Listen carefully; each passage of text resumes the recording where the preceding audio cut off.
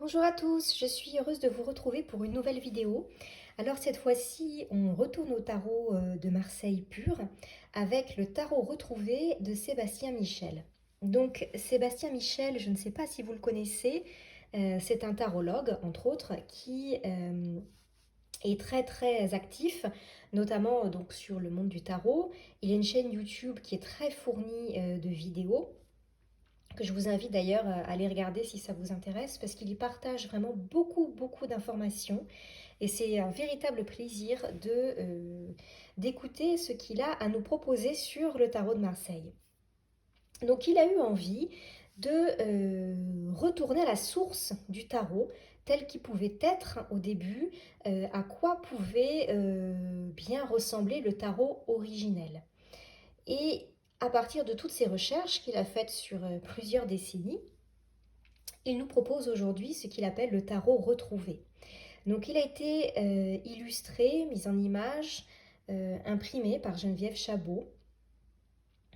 Il nous explique comment est-ce qu'il l'a rencontré. Alors je vais mettre sous cette vidéo le lien où Sébastien Michel parle de la genèse de ce jeu et de comment est-ce qu'il a été conçu, quel travail a été fait derrière, parce que c'est passionnant. Mais en plus, vous verrez, c'est vraiment très touchant parce que Sébastien Michel aime tellement ça qu'en fait, il n'a pas cherché à faire un tarot à son image, un tarot tel que lui, ça lui semble juste en fonction de ce qu'il a envie de lui faire dire, mais il a cherché à faire le tarot originel, c'est-à-dire qu'il essayait de se dépouiller de toutes ses idées, de tous ses a priori, entre guillemets, ou de toutes ses envies qu'il avait envie de voir dans le tarot, pour essayer de recréer vraiment le tarot originel, un petit peu comme s'il se mettait au service du tarot, au service de son art, et non au service de ses propres envies. Et c'est vraiment très touchant comme démarche, je trouve, moi en tout cas, qu'il y a vraiment un profond respect dans cette démarche et dans ce qu'il nous propose aujourd'hui avec ce jeu. Donc il s'est concentré sur les 22 arcanes majeures, hein, il n'y a pas le reste du tarot ici. Donc vous voyez le tarot retrouvé 1480-2020 et donc il est présenté dans une boîte un petit peu sous terre ici, aussi bien du côté comme de l'autre, hein, au niveau du dos. Et il explique dans sa vidéo pourquoi cette présentation avec de la terre un petit peu au-dessus. Donc c'est un jeu qui est auto-édité finalement, hein, avec la maison de Geneviève Chabot. Donc je vous mettrai tout ça, les liens sous la vidéo si ça vous intéresse. Et on va regarder sans plus attendre le jeu. Donc il est présenté dans une boîte en carton simple, avec une petite carte ici qui nous parle donc du tarot retrouvé, du travail qui a été fait, un petit résumé du travail de Sébastien Michel. Voilà, je vous laisse mettre pause si vous voulez lire. Et ici, la légende du tarot retrouvé. Là aussi, si vous souhaitez lire, je vous laisse faire pause.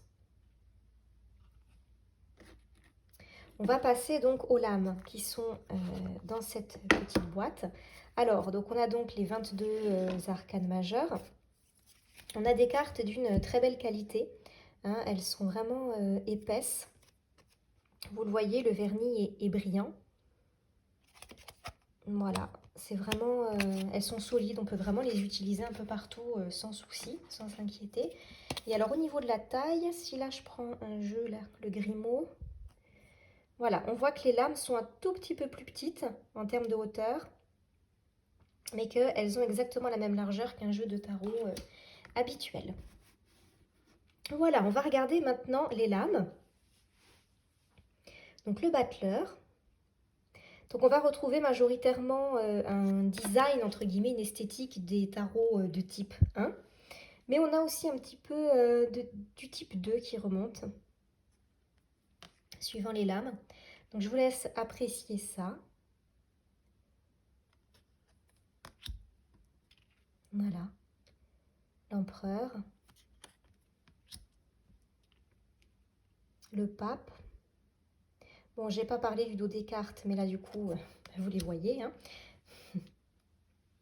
L'amoureux ici, on voit que le petit ange n'est pas dans la position habituelle des tarots de type 2.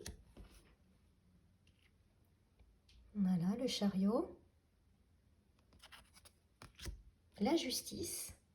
Alors ça, j'avais jamais fait attention à potentiellement ce type d'inscription. Alors je ne sais pas sur quel jeu on retrouve ça, mais je trouve ça très intéressant. Je ne l'avais jamais vu comme ça, la justice. Et puis l'ermite. Il cherche cet ermite. Il scrute dans l'obscurité. La roue de fortune. La force. Très joli. Le pendu.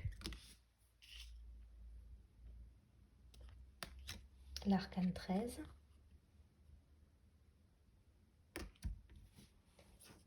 Tempérance. Ravissante. Le diable. Taquin. La maison Dieu, avec ce souffle qui va vers le ciel que j'affectionne beaucoup. L'étoile. Très délicate cette étoile. La lune et son visage de face. C'est celle qu'on retrouve sur le boîtier du jeu. Le soleil. Le jugement. Alors là, on voit un peu moins la différence entre le côté masculin et féminin. On le retrouve quand même un petit peu. Le monde. Et le fol. Voilà, écoutez, pour ces arcanes majeures que nous propose ici Sébastien Michel.